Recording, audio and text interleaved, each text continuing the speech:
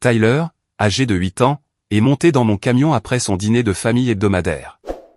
Mais au lieu de bavarder à propos du dessert ou de ses cousins, des larmes silencieuses coulaient sur ses joues. Quand je lui ai demandé ce qui s'était passé, sa voix s'est brisée alors qu'il murmurait les mots qui m'ont fendu le cœur. Grand-mère m'a dit d'attendre dans la voiture parce que je faisais honte à la famille. Pendant 3 heures, mon fils était resté assis, seul, sous une chaleur de plus de 30 degrés, pendant que tous les autres profitaient du buffet à l'intérieur. Cette nuit-là, j'ai pris une décision qui allait tout changer, à jamais, entre mes parents et moi. Je me suis garé sur le parking d'une station-service, les mains tremblantes sur le volant. Tyler était assis à côté de moi, reniflant encore, ses petits doigts agrippant le bord de son rehausseur. La chaleur de l'été avait laissé des marques rouges sur son front, là où il s'était appuyé contre la vitre de la voiture, attendant une famille qu'il avait délibérément exclue. « Raconte-moi exactement ce qui s'est passé, mon grand », ai-je dit, en gardant ma voix stable malgré la rage qui montait dans ma poitrine. Tyler s'est essuyé le nez avec le dos de sa main. On est arrivé au Golden Corral, et tout le monde sortait de sa voiture. Grand-mère Dorothy m'a regardé et t'a dit qu'elle s'occuperait de tout, pendant que tu allais te garer. Puis elle m'a attrapé le bras très fort, et m'a dit que je devais rester dans la voiture, parce que je pourrais agir bizarrement devant les autres, et mettre tout le monde mal à l'aise. Mon cœur se serrait un peu plus à chaque mot. Est-ce que quelqu'un d'autre l'a entendu dire ça? Tante Patricia était juste là. Elle a juste hoché la tête, et a dit que c'était probablement mieux ainsi, puisque Madison et Cooper étaient récompensés pour leurs excellents résultats scolaires. Grand-père Frank m'a donné son vieux téléphone pour que je joue à des jeux, et il a dit que ça irait. J'ai fermé les yeux, me souvenant à quel point ma mère, Dorothy, avait toujours été obsédée par les apparences. Même quand j'étais enfant, elle critiquait tout, de ma posture à mon choix d'amis. Mais je n'aurais jamais imaginé qu'elle tournerait ce perfectionnisme toxique contre mon fils en deuil. Combien de temps es-tu resté là, Tyler? J'ai regardé l'heure sur le téléphone. 3h17. J'ai eu très soif, mais toutes les portes étaient verrouillées. Des gens qui passaient m'ont regardé bizarrement, et je me sentais gêné d'être assis là, tout seul. L'image de mon fils de 8 ans, piégé dans une voiture en pleine chaleur, pendant que sa propre famille faisait la fête sans lui, me retournait l'estomac. Tyler avait des difficultés depuis la mort de sa mère, Sarah, 2 ans auparavant. Il était devenu plus silencieux, plus sensible, parfois submergé dans les situations sociales. Au lieu de le soutenir dans son deuil, mes parents avaient apparemment décidé qu'il était un inconvénient. J'ai pensé à toutes les fois où j'avais déposé Tyler pour ses dîners de famille, reconnaissant que mes parents maintenaient une relation avec leur petit-fils, pendant que je faisais des heures supplémentaires comme électricien pour joindre les deux bouts. Je payais leur hypothèque de $850 chaque mois, depuis que la pension de mon père, Frank, ne suffisait plus à couvrir leurs dépenses, après l'effondrement de l'économie. Je couvrais aussi leur assurance auto, à hauteur de $240 par mois, et j'aidais pour les tickets modérateurs médicaux, qui s'élevaient en moyenne à $300 chaque mois. Tyler, est-ce que quelque chose comme ça est déjà arrivé avant? Il a baissé les yeux vers ses baskets. Le mois dernier, au barbecue de tante Patricia, j'ai renversé du jus de raisin sur ma chemise. Grand-mère m'a fait asseoir dans la salle de bain pendant le dîner, parce qu'elle a dit que j'avais l'air sale, et que je risquais de mettre tout le monde dans l'embarras devant les voisins. J'ai mangé mon hot-dog seul, sur le siège des toilettes. Mes poings se sont serrés. Quoi d'autre? Il y a 2 semaines, quand Madison et Cooper ont eu leur fête d'anniversaire, Patricia m'a dit de jouer dehors, tout seul dans le jardin. Elle a dit que la fête était pour les enfants spéciaux, et que je devais rester loin des cadeaux et du gâteau jusqu'à ce que tout le monde soit parti. J'ai regardé par la porte vitrée coulissante pendant qu'ils ouvraient leurs cadeaux. Chaque révélation était comme un coup de poing dans l'estomac. Mon fils avait été systématiquement exclu des réunions de famille, pendant que je finançais leur vie sans le savoir. Le soutien financier que je leur apportais leur permettait de vivre confortablement, tout en abusant émotionnellement de mon enfant. Tyler a sorti de sa poche un menu pour enfants froissé du restaurant. Au dos, il avait dessiné au crayon de cire un petit bonhomme en bâton, debout à l'extérieur d'un bâtiment, tandis que d'autres personnages étaient assis autour d'une table à l'intérieur. En bas, dans son écriture soignée d'enfant de 8 ans, il y avait les mots « Je suis désolé, je suis méchant ». C'est là que j'ai craqué. Mon fils, qui avait déjà perdu sa mère dans un accident de voiture absurde, croyait qu'il était fondamentalement défectueux, parce que les personnes qui auraient dû l'aimer inconditionnellement, l'avaient convaincu qu'il était une source d'embarras. le garçon qui riait constamment avant la mort de Sarah, qui construisait des cités Lego élaborées et racontait des histoires imaginatives, avait été réduit à s'excuser pour sa propre existence. J'ai serré Tyler dans mes bras, sentant son petit corps trembler contre le mien. « Tu n'es pas méchant, Tyler. Tu es parfait, exactement comme tu es. Ce qu'ils t'ont fait est mal, et ça n'arrivera plus jamais. » Alors que je tenais mon fils sur ce parking de station-service, j'ai réalisé que ma famille n'avait pas seulement trahi Tyler. Ils avaient trahi la mémoire de Sarah, qui aurait été horrifiée de voir son enfant traité de cette manière. La femme qui avait consacré sa vie à faire en sorte que Tyler se sente aimé et en sécurité était partie, et ses propres beaux-parents étaient intervenus pour détruire tout ce qu'elle avait construit. Cette nuit-là, en couchant Tyler, il m'a demandé, « Papa, pourquoi est-ce qu'ils ne m'aiment pas comme ils aiment Madison et Cooper ?» Je n'avais pas de réponse qui aurait eu du sens pour un esprit de 8 ans. Comment pouvais-je lui expliquer que certains adultes choisissent la cruauté plutôt que la gentillesse, que certaines personnes confondent le contrôle avec l'amour? À la place, je lui ai promis que les choses allaient changer, qu'il n'aurait plus jamais à mériter l'affection de personnes qui auraient dû la lui donner librement. Mais alors que j'étais assis dans mon salon après que Tyler se soit endormi, fixant le dessin qu'il avait fait, je savais que le changement exigerait plus que de simples mots. Il exigerait une action qui pourrait me coûter la seule famille qu'il me restait. Le lendemain matin, j'ai appelé la conseillère d'orientation de l'école de Tyler, Madame Henderson, pour demander une réunion immédiate. Elle a accepté de me voir pendant sa pause déjeuner, et la conversation qui a suivi m'a ouvert les yeux sur toute l'étendue des dégâts causés par ma famille. J'avais l'intention de vous contacter, Monsieur Abraham, a dit Madame Henderson, en s'installant dans sa chaise en face de moi. Tyler a montré des changements préoccupants dans son comportement et son travail scolaire, au cours des derniers mois. Elle a sorti un dossier épais, rempli de devoirs et de notes de Tyler. Il écrit des histoires et répond à des sujets d'écriture créative qui se concentrent constamment sur les thèmes de l'isolement et du rejet. La semaine dernière, il a écrit une histoire sur un garçon qui vivait seul, parce que sa famille pensait qu'il était cassé. Mon estomac s'est noué alors qu'elle me montrait le travail de Tyler. Un devoir demandait aux élèves d'écrire sur leur héros, et Tyler avait écrit sur les enfants qui sont assez courageux pour s'asseoir seuls. Un autre demandait quelles étaient les traditions familiales, et Tyler a décrit le fait d'attendre dehors pendant que d'autres s'amusent. Il a aussi posé des questions inhabituelles, a poursuivi Madame Henderson. Il voulait savoir s'il y avait des familles qui n'avaient pas des enfants décevants, et si les enfants pouvaient choisir de nouveaux parents si les leurs ne voulaient pas d'eux. La conseillère a ouvert une autre section du dossier. Il y a 2 semaines, Tyler m'a dit, lors d'une de nos séances, que sa famille pensait qu'il était différent depuis la mort de sa mère. Il a dit qu'ils essayaient de l'aider à redevenir anormal, mais qu'ils ne savaient pas comment réparer ce qui n'allait pas chez lui. Entendre les mots de mon fils répétés par quelqu'un d'autre était dévastateur. Tyler avait intériorisé chaque commentaire cruel, chaque exclusion, chaque moment de rejet, comme une preuve de sa propre inadéquation.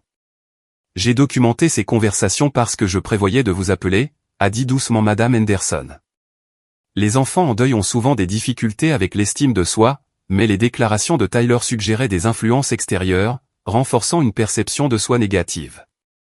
Après avoir quitté l'école, je me suis rendu directement chez ma sœur, Patricia, dans la banlieue aisée où elle vivait avec son mari et ses 2 enfants. Patricia a ouvert la porte en tenue de tennis, clairement agacée par cette visite imprévue. « Abraham, qu'est-ce que c'est que ça? J'ai un déjeuner au country club dans 20 minutes. Nous devons parler de Tyler, ai-je dit, en entrant sans y être invité. » L'expression de Patricia est passée à une irritation défensive.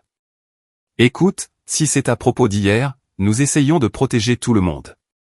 Tyler est submergé dans les restaurants, et nous ne pouvions pas risquer qu'il fasse une crise pendant la célébration de Madison. » Protéger tout le monde de quoi? D'un garçon de 8 ans qui a perdu sa mère?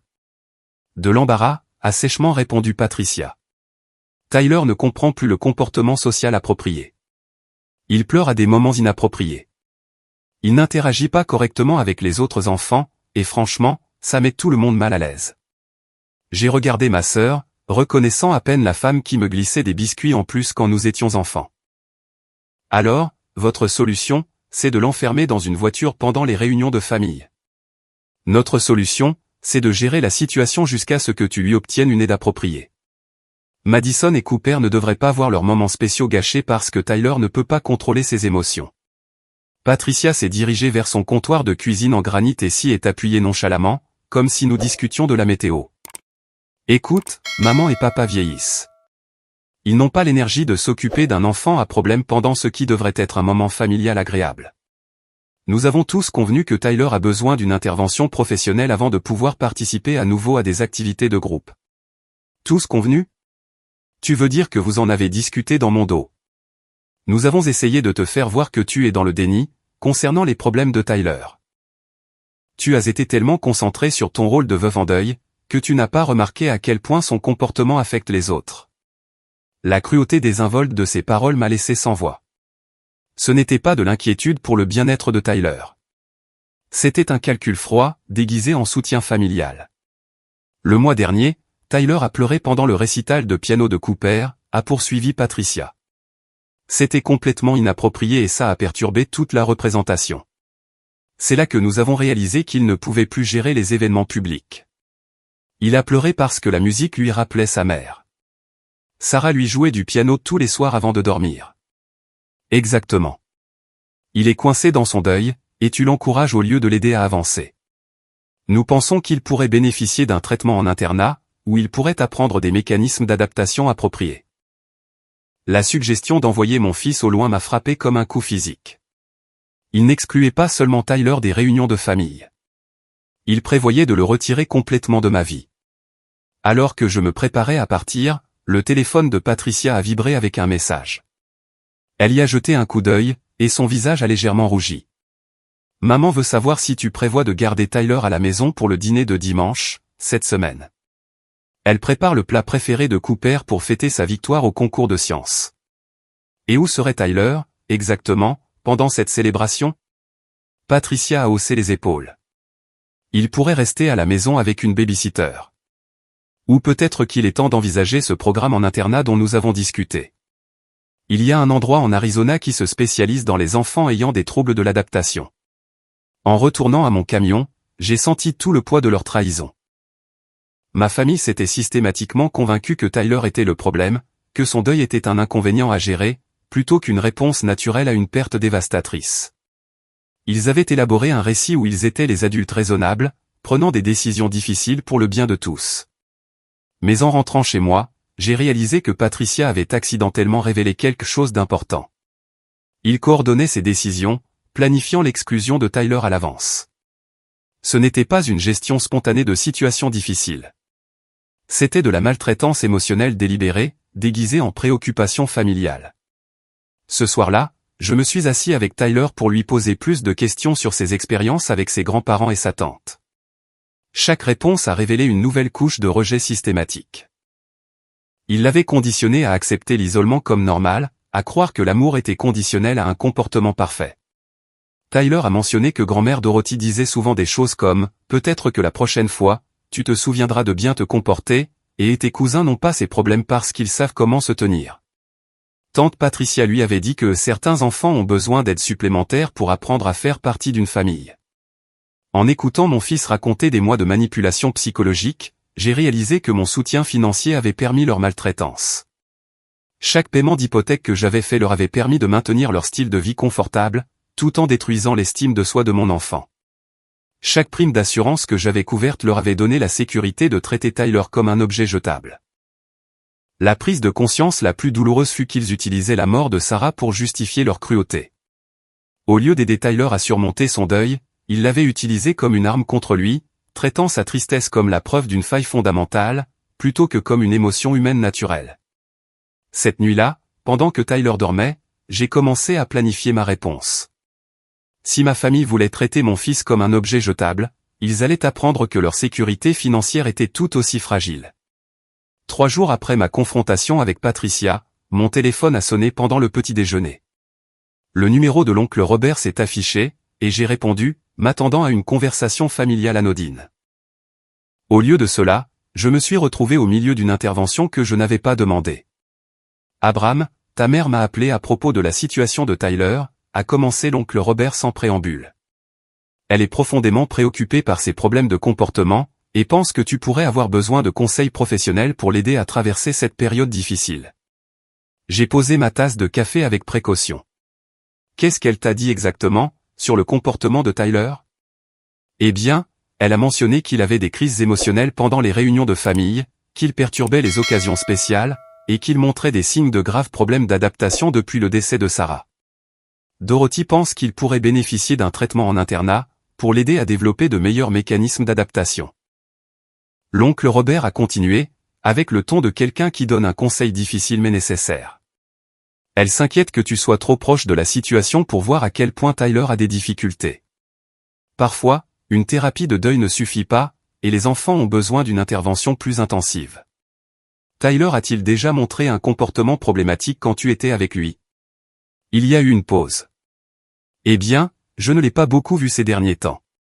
Dorothy a mentionné qu'il était trop instable pour les visites familiales, mais c'est sa grand-mère, Abraham. Elle connaît les enfants, et elle a élevé des enfants qui ont réussi. Si elle pense que Tyler a besoin d'aide, peut-être devrais-tu considérer son point de vue.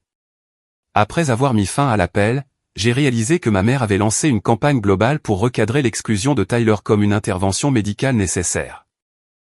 Elle s'était positionnée comme la grand-mère inquiète, essayant d'aider une famille en difficulté, tout en me dépeignant comme un père dans le déni des graves problèmes de son enfant. La semaine suivante, les appels ont continué. Le cousin Marcus a proposé de prendre Tyler pour l'été, pour me soulager du stress. Tante Linda a suggéré un internat thérapeutique dont elle avait entendu parler. Une amie de la famille, Janet, a mentionné qu'elle priait pour la guérison de Tyler, après que Dorothy ait partagé ses difficultés lors de leur club de lecture. Chaque conversation révélait à quel point ma mère avait complètement imprégné la famille élargie de sa version des faits. Selon le récit de Dorothy, Tyler était gravement perturbé, j'étais dépassé et incapable de faire face, et des mesures drastiques étaient nécessaires pour nous sauver tous les deux d'une situation qui se détériorait. L'appel le plus dévastateur est venu de la sœur de Sarah, Jennifer, qui vivait à 2 heures de route, à Sacramento. Elle essayait de maintenir une relation avec Tyler depuis la mort de Sarah, mais ses tentatives avaient été systématiquement bloquées. Abraham, j'essaie d'inviter Tyler à dormir à la maison depuis des mois, mais ta mère m'a dit qu'il était trop instable émotionnellement pour des visites d'une nuit. Elle a dit que son conseiller en deuil recommandait de limiter les perturbations de sa routine. Mes mains se sont crispées sur le téléphone. Tyler n'a pas de conseiller en deuil, et il n'a jamais été diagnostiqué avec une quelconque instabilité émotionnelle. Quoi? Mais Dorothy m'a envoyé des articles sur le traumatisme infantile, et a suggéré que je te laisse de l'espace pour gérer le traitement de Tyler sans pression familiale supplémentaire. Elle a dit que tu envisageais un placement en internat. La voix de Jennifer est devenue inquiète. J'ai envoyé des cadeaux d'anniversaire et des colis de Noël par l'intermédiaire de la maison de tes parents, car Dorothy a dit que le contact direct pourrait submerger Tyler. Les as-tu reçus? Non, nous n'avons rien reçu de toi depuis plus d'1 an. Le silence au bout du fil s'est étiré, douloureusement.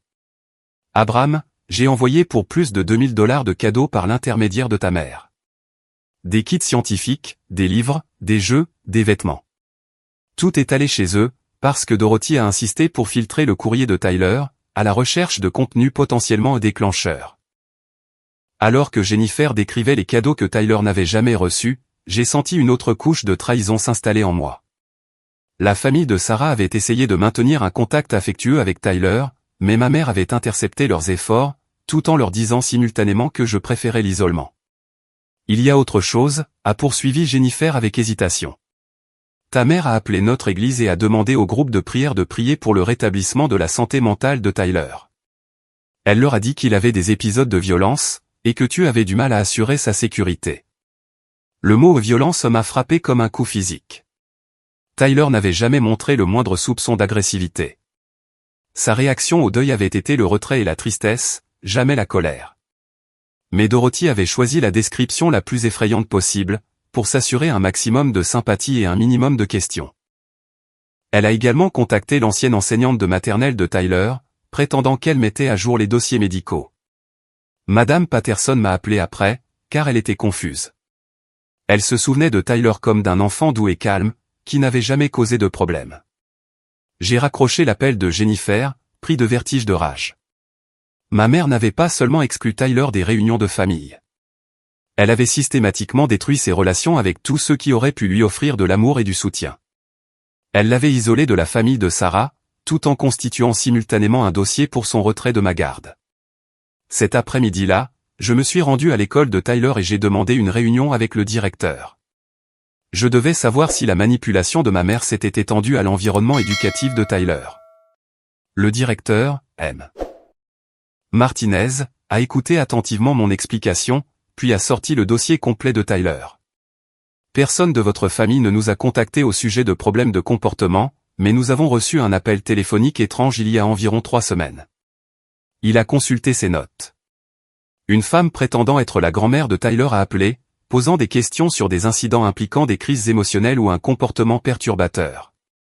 Elle a mentionné qu'elle aidait à coordonner ses soins, et voulait s'assurer que l'école soutenait correctement ses besoins spéciaux. Que lui avez-vous dit? Nous l'avons informé que Tyler est un élève modèle, qui n'a jamais eu de problème disciplinaire. Il est calme et semble parfois triste, mais ses résultats scolaires sont excellents, et il s'entend bien avec ses camarades de classe et ses enseignants. Monsieur Martinez a froncé les sourcils en regardant ses notes. L'interlocutrice a semblé surprise par notre réponse. Elle a demandé si nous étions sûrs de parler du bon enfant, et a suggéré que nous ne reconnaissions peut-être pas les signes de problèmes sous-jacents. L'image de ma mère interrogeant les enseignants de Tyler sur des problèmes de comportement inexistants m'a rempli de fureur. Elle avait constitué un dossier contre mon fils, cherchant des avis professionnels qui soutiendraient son récit de son dysfonctionnement.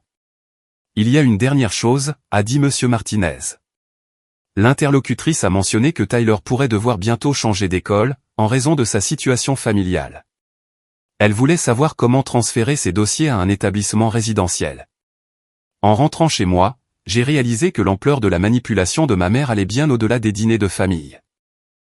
Elle avait systématiquement sapé le réseau de soutien de Tyler, tout en préparant le terrain pour son retrait de ma garde. Chaque personne qu'elle avait contactée avait reçu une histoire soigneusement élaborée, conçue pour faire paraître Tyler dangereux, et moi, incompétent. La prise de conscience la plus glaçante fut que Dorothy planifiait cette campagne depuis des mois. Ce n'était pas une réaction spontanée au deuil de Tyler. C'était une stratégie calculée pour remodeler notre famille selon ses préférences.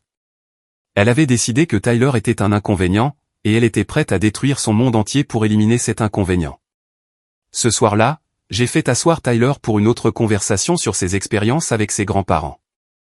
Cette fois, j'ai posé des questions spécifiques sur les appels téléphoniques et les conversations qui l'auraient pu surprendre.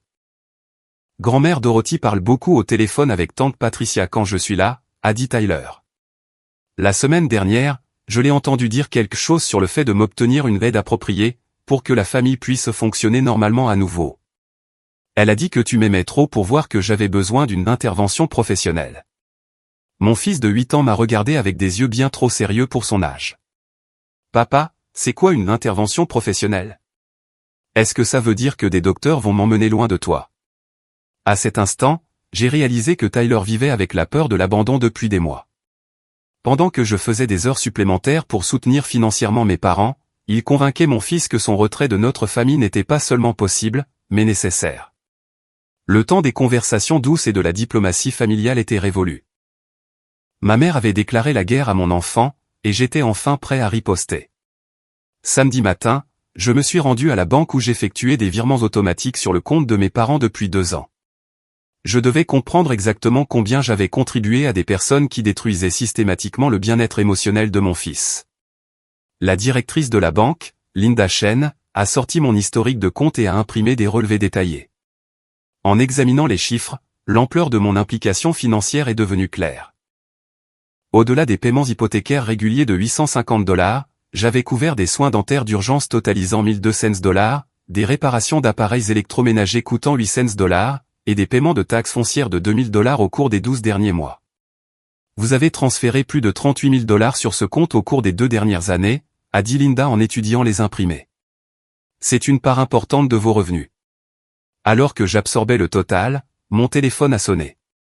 Le numéro de Franck est apparu à l'écran, et j'ai répondu pour trouver mon père en panique. Abraham, Dieu merci, tu as décroché. La société de crédit hypothécaire a appelé ce matin au sujet d'un ajustement de taux potentiel. Ils veulent discuter de notre capacité de paiement, et j'ai réalisé que nous n'avons aucune preuve de revenus au-delà de tes virements mensuels. La voix de mon père portait le désespoir d'un homme confronté à la ruine financière. Fils, nous dépendons de ton aide depuis plus longtemps que je ne veux l'admettre. Sans tes paiements, nous perdrons la maison d'ici 90 jours. Ta mère et moi n'avons plus d'économie, après les factures médicales et l'entretien de la propriété. Papa, savais-tu que maman a raconté aux gens que Tyler était instable mentalement? Il y a eu une longue pause. Elle s'inquiète pour le garçon, Abraham. Nous tous. Il est différent depuis la mort de Sarah, et Dorothy pense qu'il pourrait avoir besoin d'aide professionnelle pour surmonter son deuil correctement. Différent? Comment? Peux-tu me donner des exemples précis de comportements problématiques dont tu as été personnellement témoin? Une autre pause, plus longue cette fois. Eh bien, je n'ai pas passé beaucoup de temps seul avec Tyler ces derniers temps. Dorothy gère la plupart des interactions familiales, mais elle a mentionné qu'il devient émotif à des moments inappropriés, et qu'il ne réagit pas bien aux situations sociales. Les réponses évasives de mon père ont révélé qu'il avait accepté les descriptions de Dorothy sans observation indépendante. Comme l'oncle Robert et les autres membres de la famille, Frank avait été manipulé pour soutenir un récit basé entièrement sur les rapports de ma mère. Papa, Tyler a-t-il déjà été perturbateur ou inapproprié lorsque tu as interagi directement avec lui? Non, a admis Frank doucement. Il a toujours été poli et bien élevé avec moi, mais Dorothy dit qu'il agit différemment quand plus de gens sont présents. Elle pense que la foule déclenche ses problèmes émotionnels. Après avoir mis fin à l'appel, j'ai réalisé que mon père était piégé entre la nécessité financière et le conflit moral. Il savait que Tyler n'était pas l'enfant à problème que Dorothy décrivait, mais il ne pouvait pas se permettre de contester sa version des faits, car leur survie dépendait de mon soutien financier continu. 1 heure plus tard, Patricia a appelé avec sa propre urgence. Abraham, je viens de raccrocher avec maman. Elle est hystérique à propos d'une histoire d'hypothèque. Que se passe-t-il? J'évalue les arrangements financiers de la famille, ai-je dit avec précaution. Eh bien, tu dois savoir que maman et papa nous ont aidés avec les frais de scolarité de l'école privée de Madison et Cooper. Si quelque chose arrive à leurs revenus, nous ne pourrons pas garder les enfants dans leur école actuelle. Cette révélation m'a frappé comme un éclair. J'avais indirectement financé l'éducation de ma nièce et de mon neveu, pendant que mes parents disaient à tout le monde que Tyler était trop problématique pour être inclus dans la famille. Mon argent avait soutenu les opportunités des enfants de Patricia, tout en finançant l'exclusion de Tyler de la vie de famille. Combien ont-ils contribué à l'éducation de tes enfants? Environ 15 000 $ par an. De plus, ils ont aidé pour les frais de vacances et quelques dépenses d'urgence. Les revenus de commission de Brad ont été imprévisibles, donc nous avions besoin de ce soutien supplémentaire. L'aveu désinvolte de Patricia, qu'elle avait bénéficié de mes contributions financières tout en soutenant l'exclusion de Tyler, m'a rempli de rage. Elle avait vécu confortablement grâce à mon salaire d'électricien, tout en traitant mon fils comme une marchandise endommagée. Patricia, si maman et papa peuvent se permettre de contribuer à hauteur de 15 000 $ à l'éducation de tes enfants, pourquoi ont-ils besoin de mon aide pour l'hypothèque?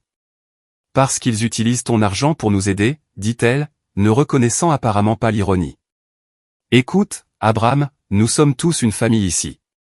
Ton soutien financier aide tout le monde, et tout le monde contribue selon ses capacités.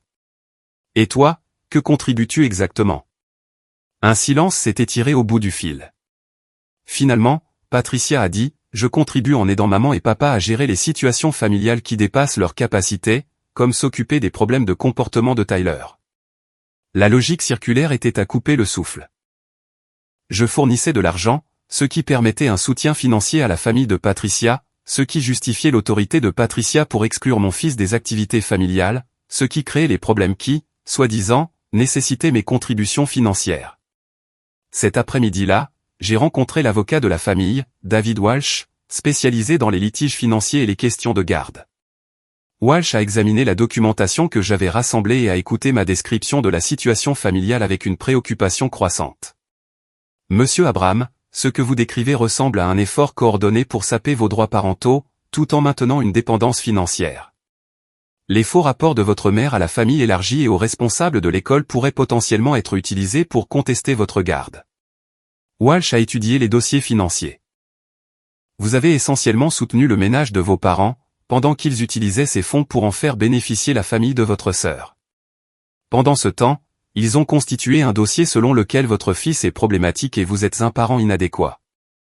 Quelles sont mes options légales? Premièrement, vous pouvez mettre fin immédiatement à tout soutien financier, sans conséquences juridiques. Vous n'avez aucune obligation formelle de soutenir vos parents. Deuxièmement, nous devons documenter leurs fausses déclarations sur la santé mentale et le comportement de Tyler. S'ils ont répandu des mensonges qui pourraient affecter votre garde ou la réputation de Tyler, nous pourrions avoir des motifs pour une action civile. Walsh a ouvert un bloc-notes juridique et a commencé à esquisser une stratégie. Troisièmement, nous devrions examiner si leurs actions constituent un abus émotionnel d'un mineur. Exclure systématiquement un enfant des activités familiales, tout en lui disant qu'il est fondamentalement imparfait, pourrait avoir des conséquences juridiques. Alors que Walsh expliquait les ramifications juridiques potentielles du comportement de ma famille, j'ai réalisé qu'ils avaient agi en supposant que je ne contesterais jamais leur autorité. Ils s'attendaient à ce que je continue de fournir un soutien financier, tout en acceptant leur jugement sur la place de Tyler dans la hiérarchie familiale. Il y a une autre préoccupation, a dit Walsh.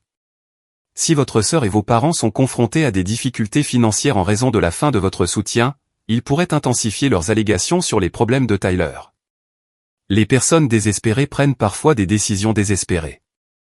En retournant à mon camion après la consultation juridique, j'ai senti le poids de la décision approcher. Ma famille avait passé 2 ans à construire une dépendance financière, tout en abusant systématiquement de mon enfant. Ils avaient utilisé mon argent pour créer le style de vie même qui leur donnait le sentiment d'avoir le droit d'exclure Tyler de la participation familiale. La phase suivante nécessiterait de mettre fin non seulement au soutien financier, mais à toute la relation toxique qui détruisait l'estime de soi de mon fils. En rentrant chez moi pour retrouver Tyler, je savais que, d'ici quelques jours, mes parents apprendraient que leur retraite confortable dépendait du traitement de mon enfant avec une dignité humaine de base. Le choix entre l'harmonie familiale et le bien-être de mon fils n'avait jamais vraiment été un choix. Lundi matin, j'ai pris une journée de congé et j'ai commencé à monter mon dossier avec une précision méthodique. L'avocat Walsh avait fourni une liste de documents nécessaires pour protéger Tyler et exposer la campagne de manipulation que ma famille avait orchestrée. Mon premier arrêt a été le cabinet du pédiatre de Tyler, où j'ai demandé tous les journaux de communication et les dossiers médicaux. Le docteur Sarah Kim, qui était le médecin de Tyler depuis sa naissance, a examiné ces dossiers avec une inquiétude croissante. Monsieur Abram, j'ai enregistré 3 appels distincts d'une personne se présentant comme la grand-mère de Tyler au cours des 4 derniers mois. Chaque appelant demandait des informations sur l'état de santé mentale de Tyler, et me demandait si j'avais remarqué des signes de troubles du comportement. Le docteur Kim a sorti les notes détaillées qu'elle avait prises après chaque appel. L'appelante a semblé frustrée quand j'ai expliqué que Tyler se développait normalement, et montrait des réactions de deuil typiques pour un enfant qui a perdu sa mère. Elle a spécifiquement posé des questions sur les recommandations de médicaments, et m'a demandé si je pensais qu'un traitement en internat pourrait être bénéfique. Quelle a été votre réponse? J'ai expliqué que les réactions émotionnelles de Tyler sont tout à fait appropriées à sa situation. Le deuil n'est pas une maladie mentale, et un traitement en internat serait traumatisant pour un enfant qui a déjà subi une perte importante. L'appelante a contesté mon évaluation et a suggéré que je ne reconnaissais peut-être pas les problèmes sous-jacents. Le docteur Kim a froncé les sourcils en regardant ses notes. L'appel le plus préoccupant est survenu il y a 2 semaines. La même femme a appelé, affirmant que Tyler avait montré des tendances violentes lors de réunions de famille, et me demandant si je pouvais fournir des documents à l'appui d'une évaluation psychiatrique d'urgence. Mes mains se sont crispées sur les accoudoirs de ma chaise. Ma mère avait cherché des professionnels de la santé prêts à pathologiser la réaction de deuil normale de Tyler. Docteur, je dois vous dire que Tyler n'a jamais montré de comportement violent d'aucune sorte. Ses réactions de deuil ont été le retrait et la tristesse, jamais l'agressivité. C'est cohérent avec tout ce que j'ai observé lors de ces rendez-vous. Tyler est un enfant doux, qui gère la perte de manière saine. Quelqu'un a fourni de fausses informations sur son comportement. Après avoir quitté le cabinet du pédiatre, je me suis rendu à l'école de Tyler pour une réunion complète avec ses enseignants, sa conseillère et le directeur. J'ai expliqué la situation et j'ai demandé des documents détaillés sur les performances et le comportement réel de Tyler à l'école. Madame Rodriguez, l'enseignante actuelle de Tyler, a sorti ses dossiers d'évaluation. Tyler est l'un de mes élèves les plus consciencieux. Il est calme mais participe de manière appropriée aux discussions en classe. Ses résultats scolaires sont supérieurs au niveau de sa classe, et il interagit avec bienveillance avec ses camarades. Elle m'a montré des exemples de travaux récents de Tyler, y compris des devoirs d'écriture créative qui révélaient sa nature réfléchie et sensible. Le seul élément préoccupant que j'ai remarqué, c'est que Tyler écrit parfois sur le fait de se sentir différent des autres enfants. Quand je lui ai demandé de développer, il dit que sa famille pense qu'il a besoin de s'améliorer avant de pouvoir participer aux activités normales. Madame Henderson, la conseillère d'orientation, a ajouté ses observations. Tyler n'a jamais nécessité d'intervention disciplinaire. Sa régulation émotionnelle est appropriée à son âge et à sa situation. En fait, il est remarquablement résilient, compte tenu de sa perte. Le directeur Martinez a fourni des déclarations écrites de chaque enseignant qui avait travaillé avec Tyler, le décrivant unanimement comme bien élevé, capable sur le plan scolaire et émotionnellement stable. Nous vous fournirons toute la documentation dont vous avez besoin pour contrer les fausses allégations sur le comportement de Tyler à l'école. Mon arrêt suivant a été la maison de la sœur de Sarah, Jennifer, à Sacramento. J'avais appelé à l'avance pour expliquer la situation, et Jennifer avait préparé un dossier complet de preuves montrant l'ingérence de ma mère dans leur relation avec Tyler. J'ai sauvegardé chaque message texte et email de votre mère au cours des 18 derniers mois, a dit Jennifer, en étalant des imprimés sur la table de sa salle à manger. Regardez la progression de ces histoires. Les messages montraient une escalade claire. Au début, Dorothy avait simplement suggéré que Tyler avait besoin de temps pour s'adapter avant de visiter Sacramento. En quelques mois, ces messages décrivaient Tyler comme ayant des difficultés avec des problèmes de comportement, qui rendaient les voyages déconseillés. Cette année, elle affirmait que Tyler avait été diagnostiqué avec un trouble d'adaptation sévère et nécessitait des protocoles d'environnement contrôlés.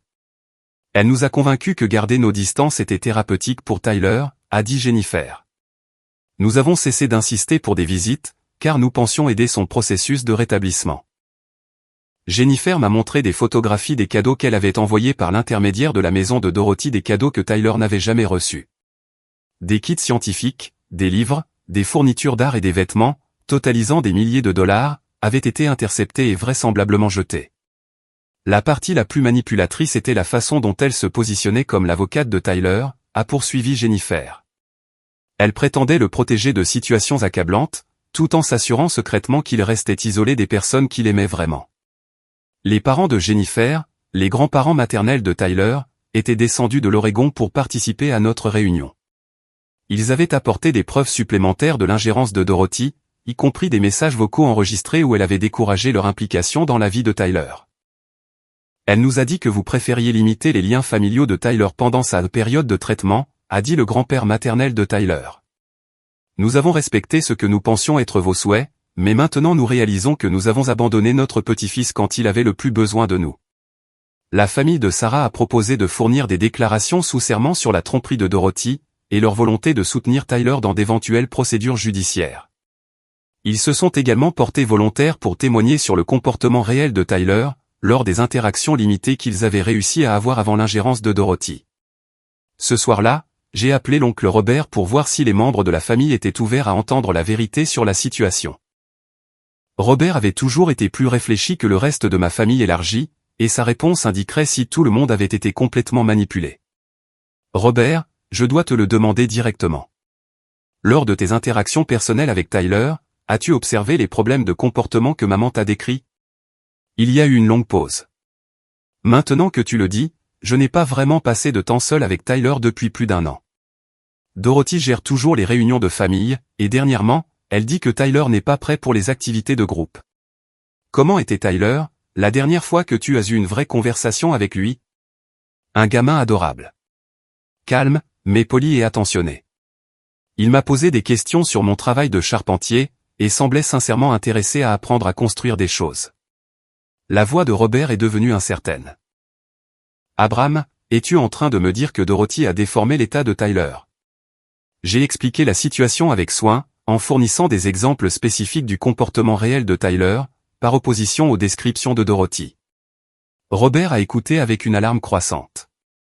Mon Dieu, Abraham, j'ai répandu la version de Dorothy à d'autres membres de la famille, parce que je faisais confiance à son jugement. Si ce que tu dis est vrai, nous avons tous participé à l'isolement d'un enfant en deuil, sur la base de mensonges. Robert a accepté d'aider à documenter la véritable situation familiale, et de contacter d'autres parents qui avaient été manipulés par la campagne de Dorothy. Il a également proposé d'organiser des réunions de famille alternatives, où Tyler serait accueilli et célébré. Mercredi matin, Walsh a appelé avec des nouvelles préoccupantes. Votre mère a contacté les services de protection de l'enfance hier, déposant un signalement formel affirmant que Tyler est négligé et montre des signes de graves troubles émotionnels. Le sang a quitté mon visage. Qu'a-t-elle signalé exactement? Selon les services sociaux, elle a affirmé que Tyler avait des comportements violents, que vous refusiez de chercher des soins médicaux appropriés, et qu'elle s'inquiétait pour sa sécurité et son développement. Une assistante sociale nommée Amanda Torres doit visiter votre domicile vendredi matin. Le ton de Walsh est devenu rassurant. Ne paniquez pas. Nous sommes préparés à cela. Votre dossier de documentation prouve le bien-être de Tyler, et expose la campagne de manipulation de votre mère. Ce faux signalement pourrait en fait jouer en votre faveur, en démontrant sa volonté d'utiliser les services de l'enfance comme une arme contre votre famille. À quoi dois-je m'attendre pendant la visite des services sociaux? Une honnêteté totale. Montrez à Torres votre dossier de preuve. Laissez-la interroger Tyler dans un cadre confortable. Votre documentation prouvera que ce signalement a été fait de manière malveillante, par quelqu'un ayant un historique de fausses déclarations sur l'état de Tyler. Jeudi soir, j'ai fait asseoir Tyler pour le préparer à la visite des services sociaux, sans l'effrayer sur les implications. Demain, une gentille dame nommée Madame Torres va nous rendre visite, pour s'assurer que tu es heureux et en bonne santé. Elle pourrait te poser des questions sur notre vie ensemble, et sur ce que tu ressens à propos de différentes choses. Tyler a semblé inquiet. Est-ce que c'est parce que grand-mère pense que je suis méchant? La question m'a brisé le cœur, car elle révélait la conscience de Tyler de la situation globale. C'est parce que certains adultes veulent s'assurer que tous les enfants sont en sécurité et aimés. Tu as juste besoin de dire la vérité sur ce que tu ressens, et sur ce qu'est ta vie avec moi. Est-ce qu'elle me posera des questions sur l'histoire de la voiture et du dîner dans la salle de bain? Elle pourrait te poser des questions sur tes expériences avec différents membres de la famille. Dis-lui simplement ce qui s'est passé. D'accord. Alors que Tyler allait se coucher, j'ai réalisé que la visite des services sociaux de vendredi déterminerait si la campagne de manipulation de ma famille réussirait à détruire notre vie ensemble. Tout ce pourquoi j'avais travaillé depuis la mort de Sarah, chaque effort pour créer de la stabilité et de l'amour pour mon fils, tenait en équilibre sur une seule entrevue, avec une étrangère qui détenait le pouvoir de nous séparer. Mais en examinant le dossier de preuves que Walsh et moi avions compilé, j'étais confiant que la vérité prévaudrait. Les enseignants, les médecins, les conseillers de Tyler, et la famille de Sarah, tous fournissaient des témoignages cohérents sur son bien-être et ma parentalité compétente. Pendant ce temps, les allégations de Dorothy s'effondreraient sous un examen professionnel, car elles étaient basées sur des mensonges délibérés plutôt que sur une réalité observée. La guerre que ma mère avait commencée était sur le point de se terminer, mais pas de la manière qu'elle avait prévue. Vendredi matin est arrivé avec une clarté inhabituelle, comme si l'univers avait décidé de fournir des conditions parfaites pour la conversation la plus importante de ma vie. Amanda Torres est arrivée chez nous à 10 heures précises, une femme professionnelle dans la quarantaine, portant une mallette et arborant une expression de neutralité prudente. Monsieur Abraham, merci d'avoir accepté cette visite. Je suis ici pour faire suite à un signalement que nous avons reçu, exprimant des inquiétudes quant au bien-être de Tyler. J'aimerais commencer par vous parler en privé, puis rencontrer Tyler, et enfin observer votre environnement familial.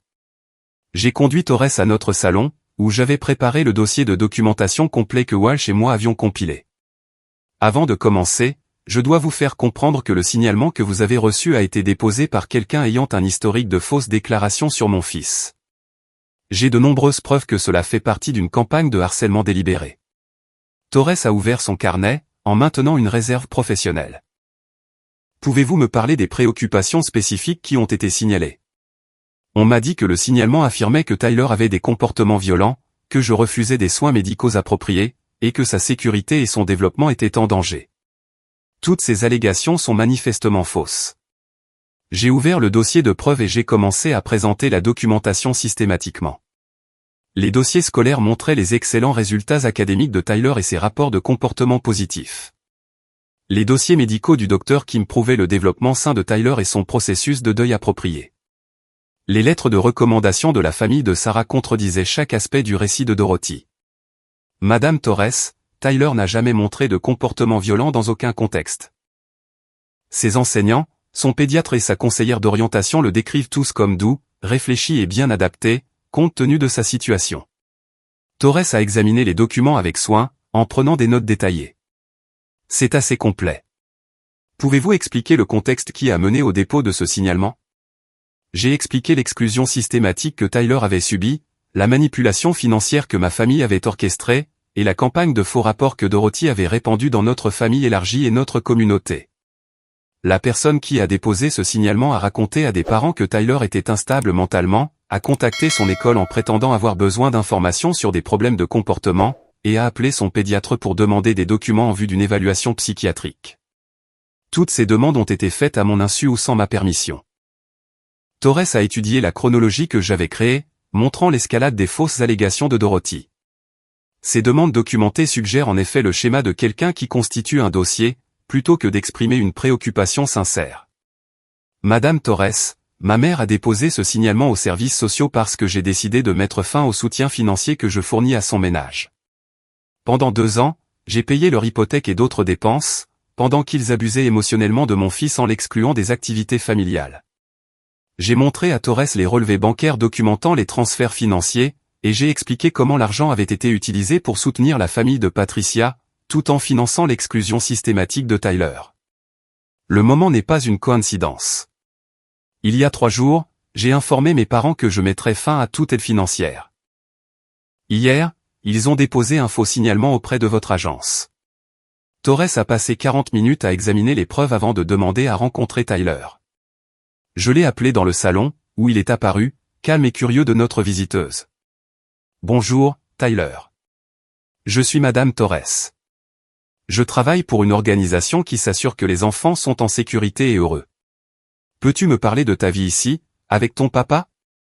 Tyler s'est installé dans son fauteuil préféré et a répondu avec l'honnêteté directe qui avait toujours caractérisé sa personnalité. Il a décrit nos routines quotidiennes, ses activités scolaires, ses amis, et ses sentiments sur le fait de vivre avec moi. Te sens-tu en sécurité chez toi? Oui. Papa prend bien soin de moi. On cuisine ensemble, on lit des livres et on joue à des jeux.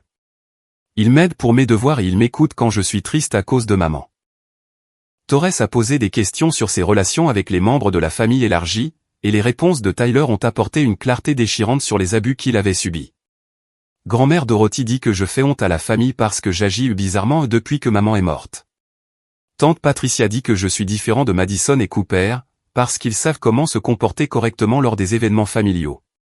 Tyler a décrit l'incident du restaurant, le dîner dans la salle de bain, l'exclusion de la fête d'anniversaire, et plusieurs autres épisodes, avec une tristesse factuelle.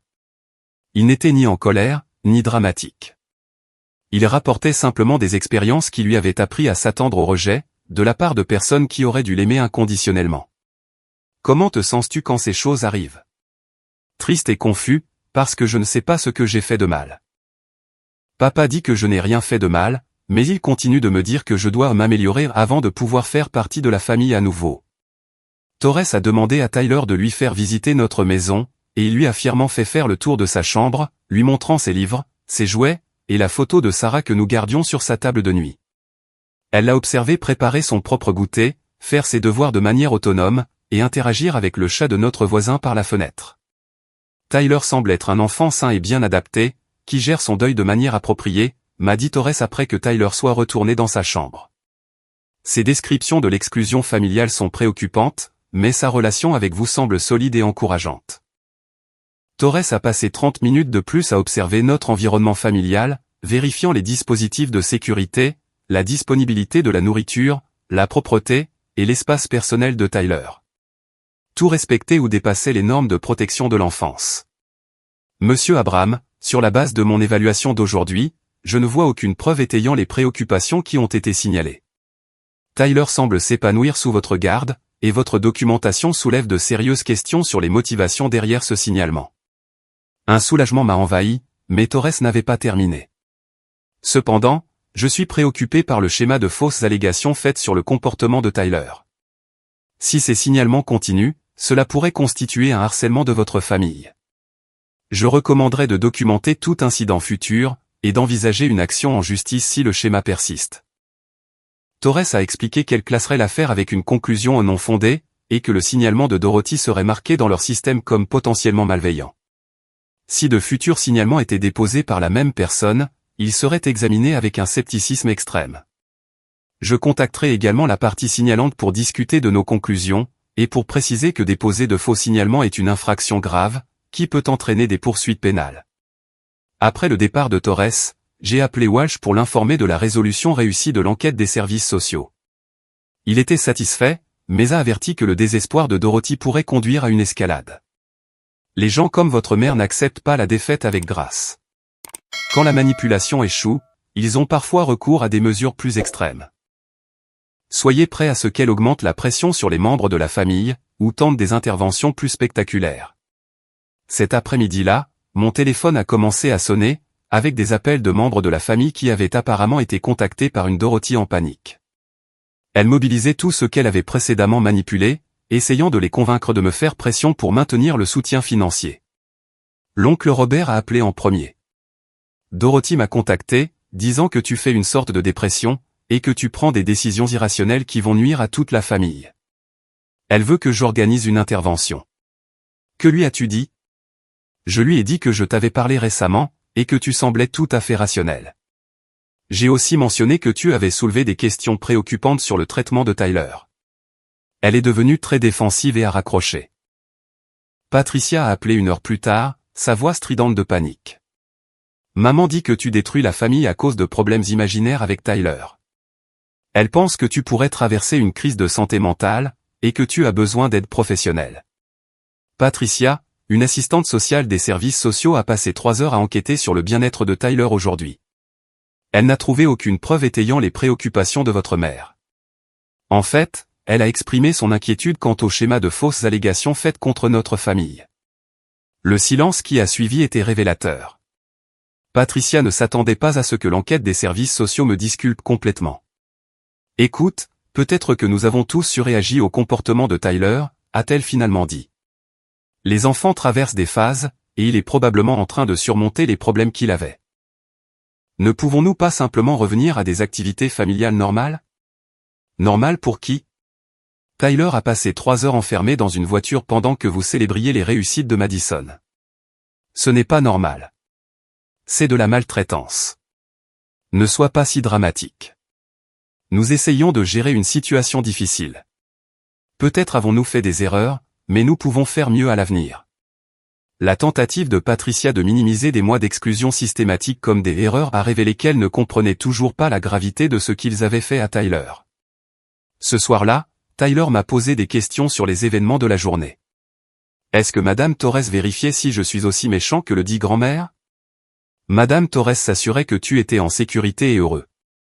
Elle m'a dit que tu es un garçon merveilleux, qui se débrouille très bien malgré le fait que maman te manque tellement.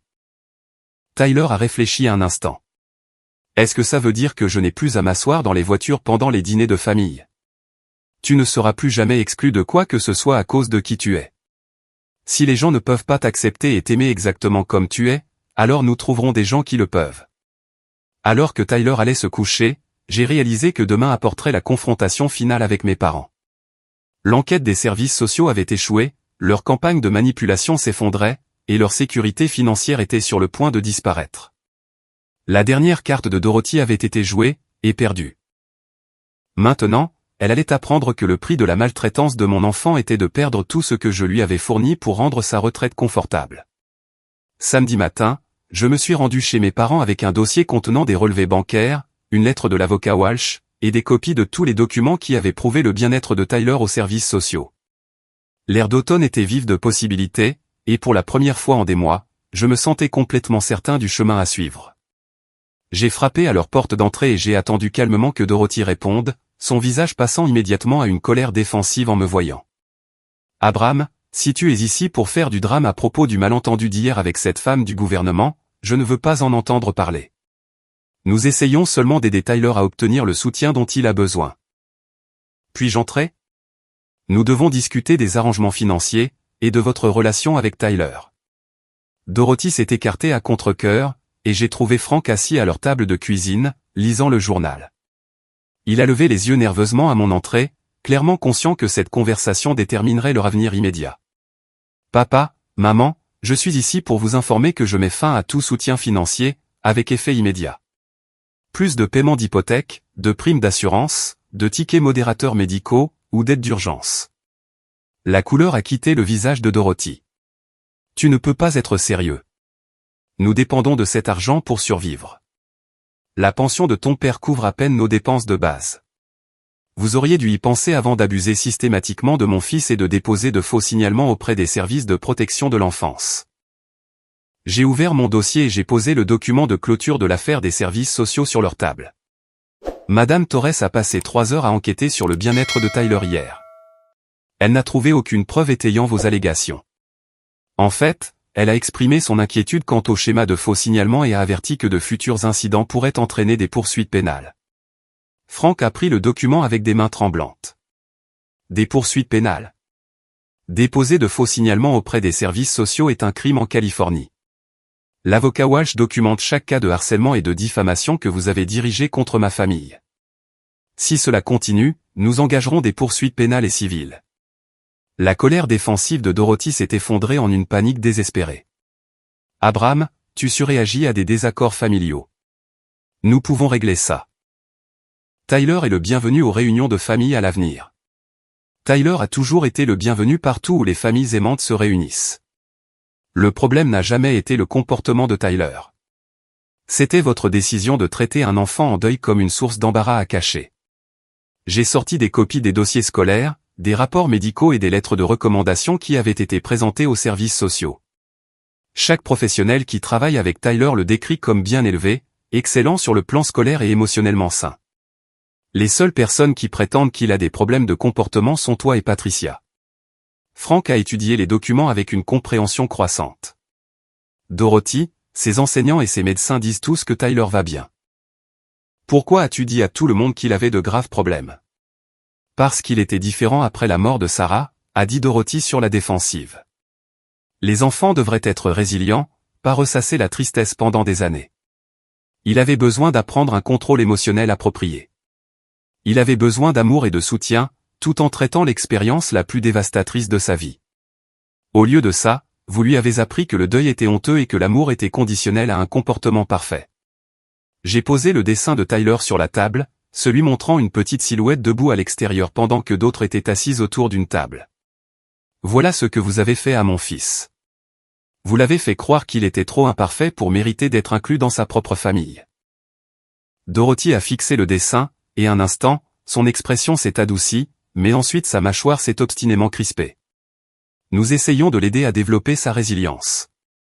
Câliner les enfants ne les prépare pas à la vie réelle. L'abus émotionnel ne construit pas la résilience. Il détruit l'estime de soi, et apprend aux enfants que l'amour doit être mérité par une conformité parfaite. Frank a regardé entre les documents de preuve et le dessin de Tyler avec une horreur naissante. Dorothy, qu'avons-nous fait? Ce petit garçon a perdu sa mère, et nous l'avons fait se sentir indésirable par sa propre famille. Ne sois pas dramatique, Frank. Nous avons fourni une structure et des limites. Si Abraham avait été prêt à s'attaquer correctement aux problèmes de Tyler, rien de tout cela ne serait arrivé. Son refus de reconnaître le mal qu'ils avaient causé a confirmé que Dorothy ne changerait jamais de perspective. Elle considérait l'exclusion de Tyler comme une intervention justifiée plutôt qu'un rejet cruel. J'ai calculé le soutien financier total que j'ai fourni au cours des 2 dernières années, ai-je continué. 38 000 $ qui ont permis votre style de vie confortable, pendant que vous détruisiez systématiquement le sentiment d'appartenance de mon fils. J'ai posé les relevés bancaires sur la table. 15 000 $ de cet argent ont été transmis à Patricia pour l'éducation privée de ses enfants. Donc, je finançais sans le savoir les opportunités de ma nièce et de mon neveu, pendant que vous excluiez Tyler de l'inclusion familiale de base. La réalité mathématique de leur manipulation a frappé Frank comme un coup physique. Nous avons pris ton argent et l'avons utilisé pour soutenir les enfants de Patricia, tout en traitant Tyler comme une marchandise endommagée. Frank, nous gérions plusieurs besoins familiaux, a dit Dorothy, mais sa voix manquait de conviction. Maman, tu m'as convaincu que Tyler avait besoin d'aide professionnelle. Tu as dit à des parents qu'il était violent et instable. Tu as appelé son école et son médecin, en répandant des mensonges sur son comportement. Tu as déposé un faux signalement auprès des services de protection de l'enfance, affirmant que je le négligeais. Je me suis levé, me préparant à partir. Il ne s'agissait pas de l'inquiétude pour le bien-être de Tyler. C'était une campagne systématique pour le retirer de la famille, tout en maintenant les avantages financiers de votre relation avec moi. Le dernier prétexte de droiture de Dorothy s'est effondré en un pur désespoir. Où sommes-nous censés vivre sans ton aide? Le paiement de l'hypothèque est dû dans 2 semaines, et nous n'avons pas 800 $, encore moins 850 $. Vous vous débrouillerez, de la même manière que d'autres personnes gèrent leurs finances sans abuser émotionnellement des enfants. Alors que je me dirigeais vers la porte, Frank m'a suivi à l'extérieur. Abraham, s'il te plaît. Ta mère a fait des erreurs, mais perdre notre maison ne réparera pas la blessure que Tyler a subie. Ne pouvons-nous pas trouver un terrain d'entente? Papa, le terrain d'entente aurait été de traiter Tyler avec une décence humaine de base, tout en acceptant mon aide financière. Au lieu de ça, vous avez choisi de permettre l'abus émotionnel pendant 2 ans. Les yeux de Frank se sont remplis de larmes. Je savais que Dorothy était trop dure avec le garçon, mais j'avais peur de la contester parce que nous avions tellement besoin de ton soutien. Je suis un lâche qui a laissé le désespoir financier prendre le pas sur mes obligations morales. Son aveu de complicité était déchirant, mais insuffisant.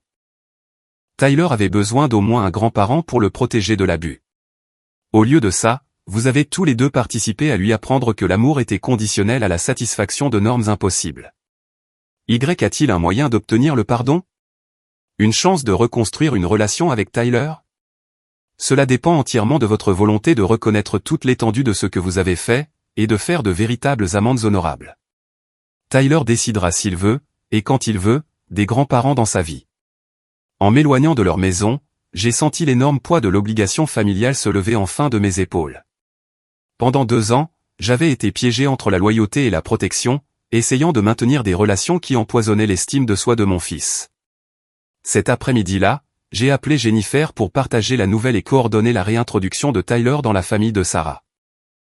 Nous avons planifié une visite d'un week-end à Sacramento, où Tyler pourrait faire l'expérience de l'amour et de l'acceptation inconditionnelle, de la part de parents qui le voulaient vraiment présent. J'ai également contacté l'oncle Robert, qui organisait un barbecue familial spécialement conçu pour accueillir Tyler et célébrer sa place dans la famille élargie. Robert avait passé la semaine à appeler des parents, à expliquer la manipulation de Dorothy, et à s'assurer que les futures réunions seraient centrées sur l'inclusion plutôt que sur l'exclusion. Dimanche matin, Tyler et moi avons assisté au service religieux, où Carol avait pris des dispositions pour que la congrégation accueille officiellement Tyler en tant que membre précieux de leur communauté. Le pasteur a parlé de l'importance de protéger les enfants vulnérables et de créer des familles inclusives, bâties sur l'amour plutôt que sur des conditions. Au cours des semaines suivantes, la transformation de Tyler a été remarquable. Avec l'influence toxique de Dorothy et Patricia retirée de sa vie, sa résilience naturelle et sa joie ont commencé à émerger. Il a commencé à mieux dormir, à rire plus fréquemment, et à s'engager avec confiance avec ses camarades de classe et ses enseignants. Ses notes, déjà bonnes, se sont améliorées pour atteindre des niveaux exceptionnels. Il a rejoint le club de sciences de l'école et a commencé à prendre des cours de piano, renouant avec l'héritage musical de sa mère, sans honte ni excuse pour ses réactions émotionnelles. Plus important encore, Tyler a cessé de s'excuser pour sa propre existence. Il ne demandait plus s'il agissait bizarrement ou s'il s'inquiétait de gêner les gens par sa présence. L'enfant qui avait dessiné des images de lui-même, debout seul à l'extérieur des réunions de famille, a commencé à créer des œuvres d'art le montrant entouré de personnes qui célébraient son unicité. 6 mois plus tard, Patricia a pris contact, demandant une conversation. La situation financière de sa famille s'était considérablement détériorée après avoir perdu le soutien de Dorothy et Frank, et elle avait été forcée de faire face à la réalité de ses actions envers Tyler. « Je te dois, à toi et à Tyler, d'énormes excuses », a-t-elle dit lors de notre réunion soigneusement structurée, dans un lieu neutre. Je me suis laissé entraîner dans le récit de maman selon lequel Tyler était problématique, et j'ai laissé mon propre stress financier prendre le pas sur mon jugement moral. La reconnaissance de Patricia était un début, mais reconstruire la confiance nécessiterait une démonstration constante de changement, plutôt que des mots. Tyler déciderait s'il voulait, et quand il voulait, une relation avec sa tante, et cette décision serait respectée, quelle que soit la pression familiale. Pendant ce temps, la situation de Dorothy et Frank s'était stabilisée à un niveau de vie bien inférieur. Ils avaient déménagé dans un petit appartement et avaient appris à vivre selon leurs moyens réels. Dorothy continuait de soutenir que son traitement de Tyler était justifié, mais Frank avait commencé une thérapie pour aborder son rôle dans la facilitation de l'abus. 1 an plus tard, Tyler se tenait devant sa classe de 4e année, présentant son projet d'arbre généalogique. Au lieu de s'excuser pour une situation familiale compliquée, il a fièrement décrit le réseau d'amour et de soutien qui l'entourait, son père, la famille de Sarah, la branche de la famille paternelle de l'oncle Robert, les membres de la communauté de l'église, et les voisins qui étaient devenus une famille de cœur. Certaines personnes pensent que les familles doivent avoir une certaine apparence, a dit Tyler avec une confiance qui aurait été impossible 2 ans plus tôt. Mais je pense que les familles sont juste des groupes de personnes qui s'aiment, quoi qu'il arrive. Ce soir-là, en couchant Tyler, il m'a demandé, « Papa, penses-tu que maman serait fière de la façon dont nous avons géré tout ça avec grand-mère Dorothy ? Je pense que maman serait émerveillée par ta force, et fière de la personne gentille et réfléchie que tu deviens, malgré les défis si difficiles que tu as affrontés. » Tyler a souri, avec la confiance tranquille d'un enfant qui sait qu'il est aimé inconditionnellement. Je suis content que nous ayons choisi les gens qui nous choisissent en retour. Le voyage, de cette soirée larmoyante sur le parking de la station-service à l'acceptation confiante de soi de Tyler, avait nécessité la décision la plus difficile de ma vie. Choisir mon fils plutôt que la loyauté familiale, la protection plutôt que la sécurité financière, et la vérité plutôt que des mensonges confortables, avait semblé impossible à l'époque. Mais en regardant Tyler s'épanouir dans un environnement bâti sur un amour authentique plutôt que sur une acceptation conditionnelle, j'ai réalisé que certains choix ne sont pas vraiment des choix. Quand quelqu'un que vous aimez est blessé, il n'y a qu'une seule bonne voie à suivre, quel qu'en soit le coût. Tyler a appris que l'amour ne nécessite pas d'être mérité ou maintenu par un comportement parfait. Il a découvert que les familles saines célèbrent les différences plutôt que d'exiger la conformité. Plus important encore, il a fait l'expérience du pouvoir transformateur d'être choisi et protégé par quelqu'un qui mettait son bien-être au-dessus de toutes autres considérations. La plus grande leçon n'est pas venue de la douleur de la trahison familiale, mais de la guérison qui a suivi, lorsque nous avons choisi de construire nos vies autour de personnes qui valorisaient sincèrement notre présence. L'histoire de Tyler est devenue une histoire de résilience, de rétablissement, et de l'impact profond de l'amour inconditionnel pour aider un enfant à retrouver son estime de soi. En réfléchissant à cette expérience, je veux vous poser une question qui pourrait trouver un écho dans vos propres relations familiales. Avez-vous déjà eu à choisir entre maintenir la paix avec des proches et protéger quelqu'un que vous aimez de leur comportement nuisible ?